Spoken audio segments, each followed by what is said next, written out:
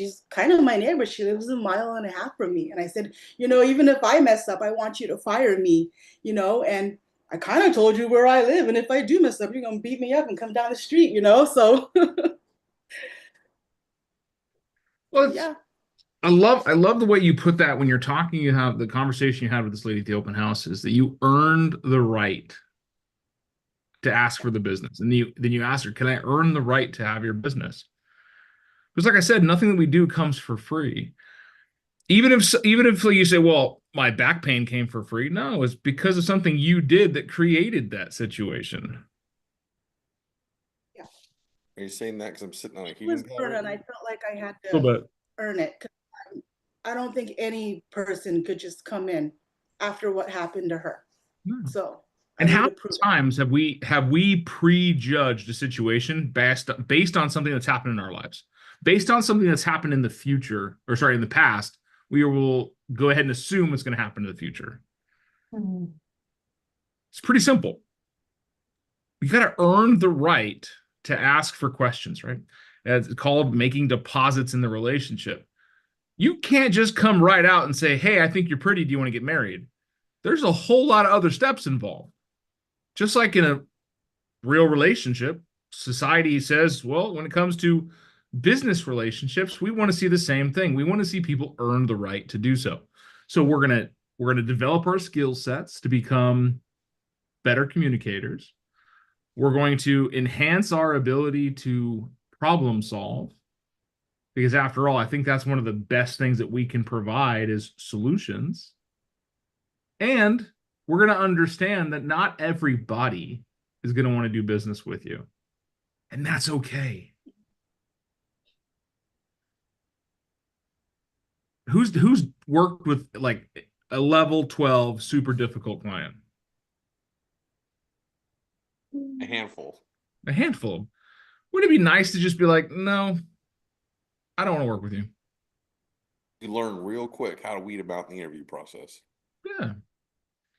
I've got some experience fighting uphill, swimming against the current. Because when you try to do something you haven't earned the right to, it's a lot of friction. Doors are locked, things don't open, life just seems to get in the way. Well, what happens when you're working incongruent with people? When you're working alongside of them, you're going downstream, you're going downhill, you're going with the flow. You've earned the right for everything, and it just seems easy, right? They sign the agreements, they don't balk at commissions, things just go well, easy. It's why is this so easy? Well, because you've worked to get it there.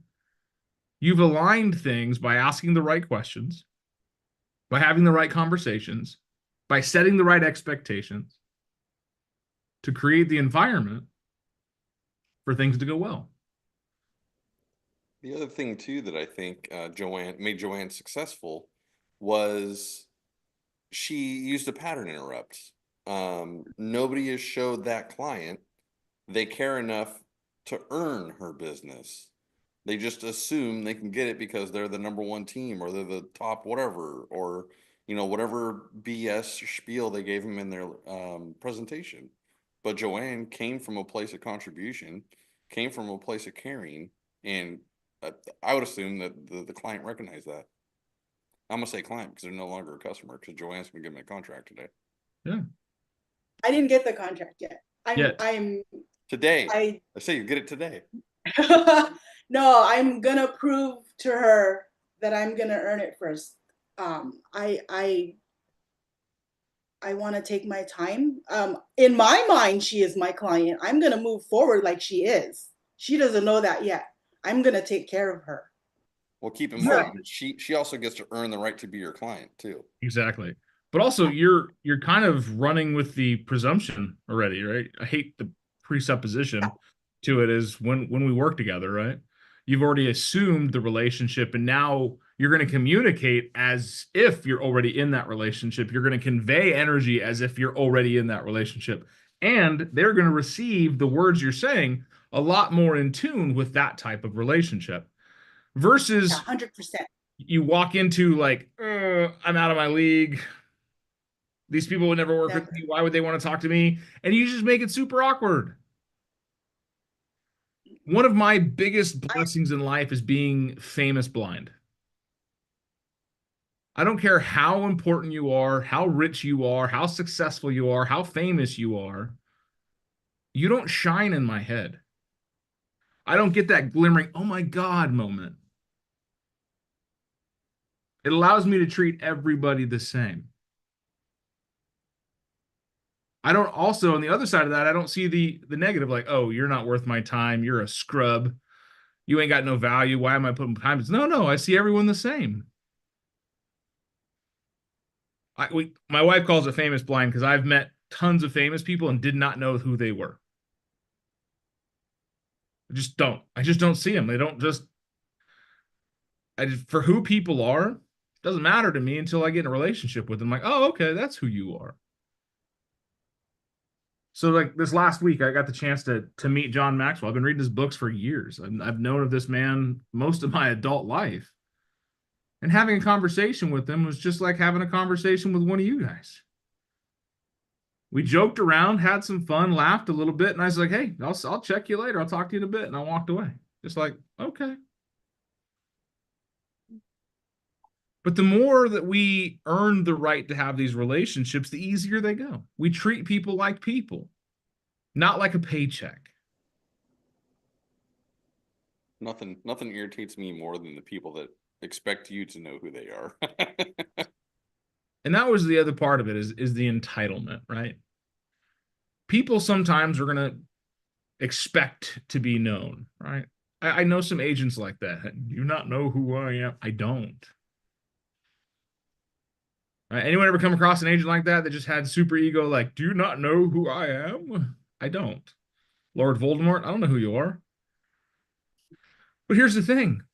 Do we also sometimes have the entitlement, like, I deserve this listing, I deserve this buyer, right? And we might project that same energy onto the people we're working with when we don't approach it correctly. I'm sure there's a story out there, and I think Joanne had one last year where you took business away from someone who was eons ahead of you in success because the entitlement. You showed up with a relationship, made them feel, huge word there, made them feel the connection. And it wasn't just I'm better, I'm the best, I'm the number one agent in this area. You got to use me or you're dumb. Anthony, you should probably close your blinds, dude. It looks like you're blinding yourself. No, just a big light in his face. Nah, they're on the other in the other room. You're just seeing a glare. No, we can see it right on his face. But so, how else can we earn the relationship? How else can we create deposits with the people that we're working with or working towards to be in business with that open up doorways, that open up railroads, that open up all kinds of possibilities?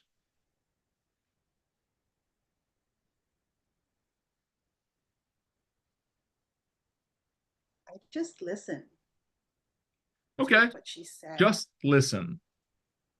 So I walk in a room and I just listen. That's all right. Well,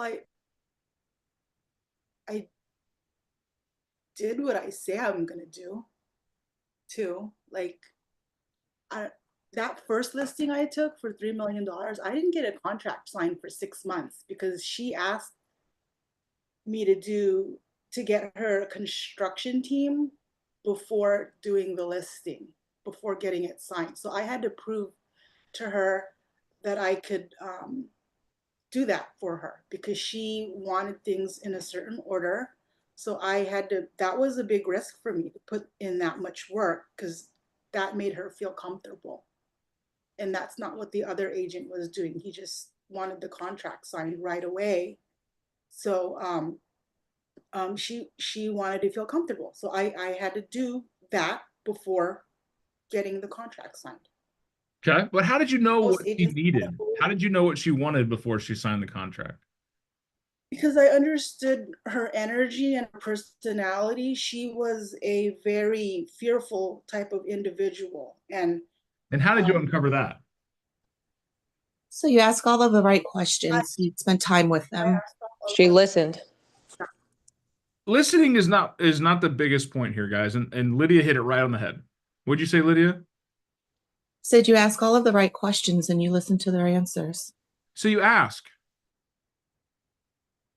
There's a great book. If you've never read it, please let me know. How to Win Friends and Influence People by Dale Carnegie. Anyone ever read the book? Jim, what's the overwhelming underlining principle of the entire book? Care. Care. Can anyone tell me the name of the guys in the book who had a really hard name to pronounce and he got business just by telling the guy or saying the guy's name, learning the guy's name, caring enough to learn the guy's name? Yeah. Nicodemus Papadoulis. Yeah, Nicodemus Papadoulis. It's a great book. And the underlying essence of the entire book is care. Ask people questions. Care about them. Think about a time when you've been in a conversation and somebody just stole the whole conversation by talking about them. How'd it make you feel?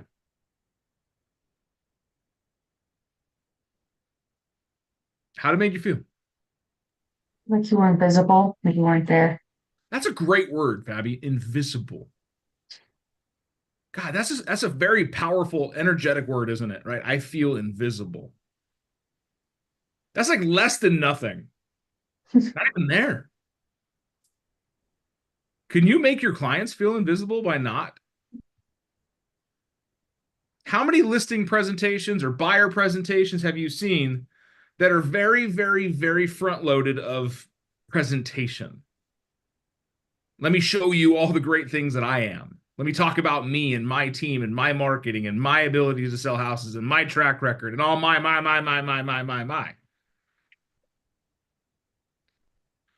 Is there a potential there that we've made our potential client feel invisible? Right. Sometimes do people just say yes to get you out of their house and then never answer the phone again? Yeah, that sounds good. Just send me the information later on. So how before I go there, what's the opposite of invisible?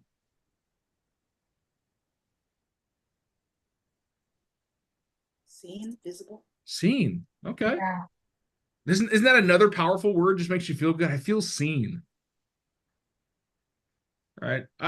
I've gone to a couple therapy sessions and I've talked about that. She just wants to feel seen. They just want to feel seen. We all like to be seen. How do you make someone feel seen?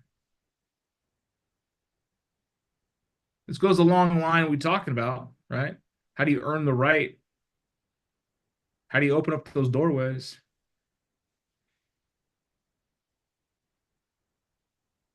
You ask questions. You ask good questions. What's the difference between a good question and a bad question? Open-ended questions. There's one way of putting it, right? Mhm. I like open-ended, closed-ended. It's a very technical way of saying it. But how else can we define a good question versus a bad question? Well, a good question keeps the conversation going and draws out information. The bad question just ends, cut off. Absolutely. Mikey hit it right on the head. Absolutely. A good question furthers the conversation. A bad question checks a box. How many bedrooms do you want? 3. Okay, check box. What's important about having 3 bedrooms? Now it continues the conversation. Do you want to sell your house? Yes. How old are your checkbox. kids? You know, you mentioned you needed 2 bedrooms because you have 2 kids. How old are they? What Yeah. school do they go to? Do they play any sports? Why does it matter? Why does it matter to know this information? You get to know the person more. Builds the relationship. Yeah. When you take the time to care about other people, do they take the time to care about you? Becomes less transactional. Mhm. I've earned the right to do business with you because I've unlocked the relationship to do business with you. My wife and I like to stop by pawn shops. We just the very first piece of jewelry I ever bought her was before I got into real estate. It was like 9 years ago, before I got really big in what I was doing, and I could afford going to the store and not going to some pawn shop. But I bought her a Tiffany's necklace. It was the first expensive piece of jewelry I've ever bought her. It was $90. And we always stop by this pawn shop because we want to see what else they have. They come across some cool stuff. Well, we stopped by there yesterday, just randomly out and about. And the guy that was behind the counter just botched the deal because my wife was looking at a couple different things in the jewelry case, and it was really nice, ornate, like engraved and carved gold rings. Not everyday stuff that you see. It wasn't just a band with a bunch of diamonds on it. You know, most people want the band with a bunch of diamonds. Well, my wife's looking for something rare, something neat, unique, something different. And every piece she's picking up and say, can I see that one? Can I see that one? They're all super simple in the diamond, but very ornate in the engraving and in the jewelry. Like, it's just gorgeous, artwork. And the kid keeps going, oh, I like this one. This is my favorite. It's like the ring that's got all the diamonds in it. Oh, I like this one. This is my favorite too. You should check out this one. It's one of my favorites. The whole time, this is my favorite. This is my favorite. This is my favorite. What did he do? Trying to pump up his commission. Well, he made it about himself also. He made it about him. He could have simply just asked my wife, what types of things are you looking for? And she could have said, I like something that's a little different. 95% of the things in the case are all the same. Band, diamond, band, diamond, band, 2 diamonds, 3 diamonds, band, diamond. Not the side of it being engraved. For reference, my wife has a 2-carat black diamond ring as her wedding ring. Right? Does that shine to you as somebody that likes the normal path? She wants something a little different. So we take the time to ask questions to help understand who we're dealing with so that we can provide the perspective that will help us down the right path. I've had buyers tell me, Dan, I want to be in this type of house. And they buy something completely different. Because in the moment, that's what they think they want until you're like, listen, let's talk. Let's talk about this, and that. What is this going to do for you? Okay, well, have you thought about this? Oh, you want a 1-story house because of this, and this? Okay. Well, what would it look like if we had this, but it was, different orientation? Oh, that's good. Okay, this side of town, what is that going to do? All right. Well, did you know that this is the same type of neighborhood, just other side of the city? And you open them up by asking questions to provide perspective. But if you're not taking the time to care about the people you're dealing with, they're not going to care about your suggestions. They're going to think, oh, you're just in, somebody even said it, he was trying to pump his commission up. They're just going to think, oh, they're only after me for one thing.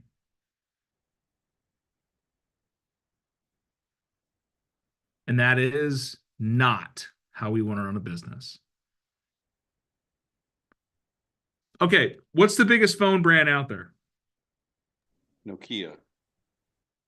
Right? Phone? What's, Apple. Apple. You're saying- Yeah. Right. Apple product. Does Apple itself have its own client ecosphere? Mhm. Apple clients like myself are dumb and willing to buy a brand new phone with very little features because it's the new one. Well, Apple did it right because Apple started their business off of selling the why we're in business, not the what we sell. Arguably, and if Jesse was in office, he would probably cheer and clap when I said this. Arguably, Samsung devices are better than Apple devices. arguably all of the features, all of the functions, all of the metrics, all of the measurables. Oh, our phone can already do that. Our phone could already do that. Our phone could already do that. But here's the thing. I've adopted the why of Apple. And I live in the Apple sphere. I've got an Apple Watch and an Apple phone and an Apple computer. Hell, I even have an Apple on my counter with a bite taken out of it. Because of the why behind it. It's not just the what. So if Apple can be the number one selling brand, and it is arguably not as performancely strong as Samsung, then can't you become the number one agent even though you don't have the track record of success all the other agents in your area do? By having a better why? Having a better connection emotionally to the people that you're serving? And we get there by asking great questions, by caring about what people say, listening to the words that they say and the things that they don't say, and helping them make a well-informed decision that will advance their lifestyle. Because after all, we know people will do things that do not make sense for lifestyle. Lifestyle over logic, my friends. Logically, 5 bedrooms, 3 bath, on an acre, great. What's that going to do for you? Lifestyle. Well, my daughter loves to have horses. My son's a team roper. My wife told me if I don't buy her Highland cows in the next 2 years, she's going to leave me. All these things become the reasons of why. And when you've asked the right questions and you cared to listen, you're going to make that person feel seen. And then they're going to listen to you and help you guide them down the path. Because the most difficult clients I've ever had are the ones that were certain that they could do my job better than I can. And they wouldn't listen to me.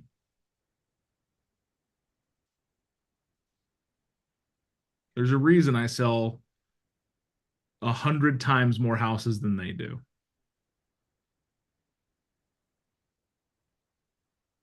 So, earn the right by taking the time to learn the client.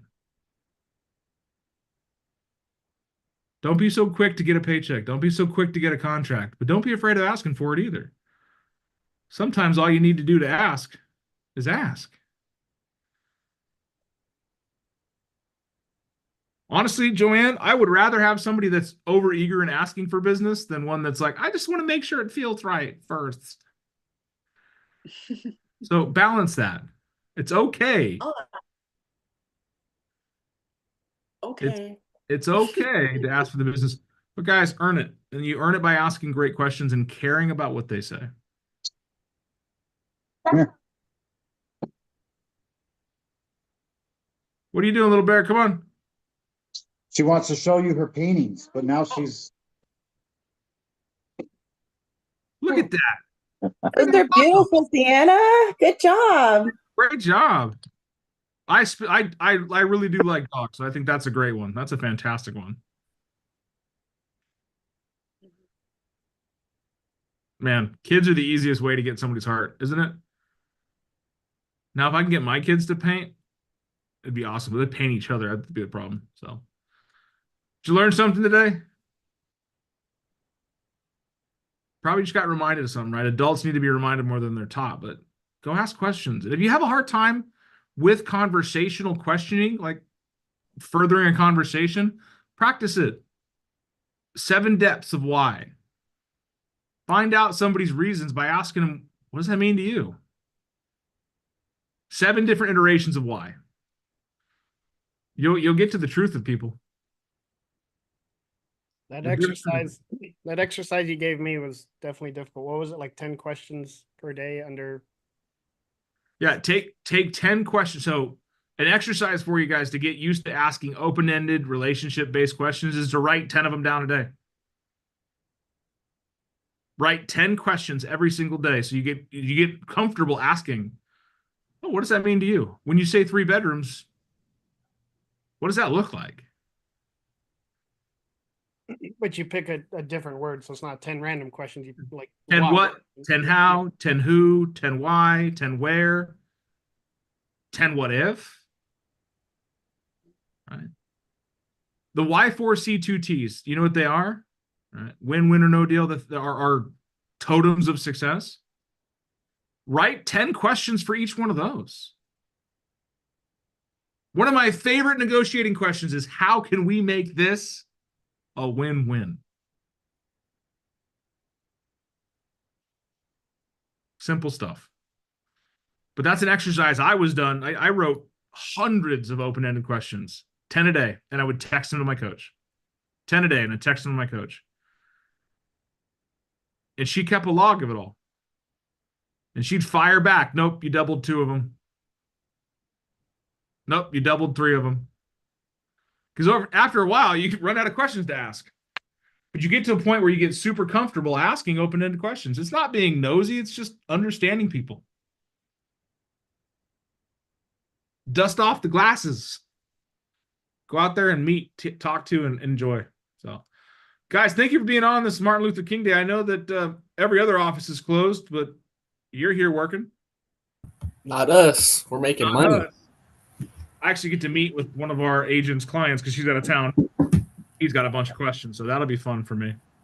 I get to show a house at 3:30 to my buyers from my restaurant, so I'm pretty excited about that. I think today might be the one because this one fits everything they've been wanting to see. So All right, everyone, put that vibe out there. Ty's going to put his first purchase contract together. Carly, go ahead. So we got more wins to come, my friends. Let's go make them happen. Hopefully the world doesn't burn down here in a couple hours, if you know what I'm talking about. So. Well, TikTok's back.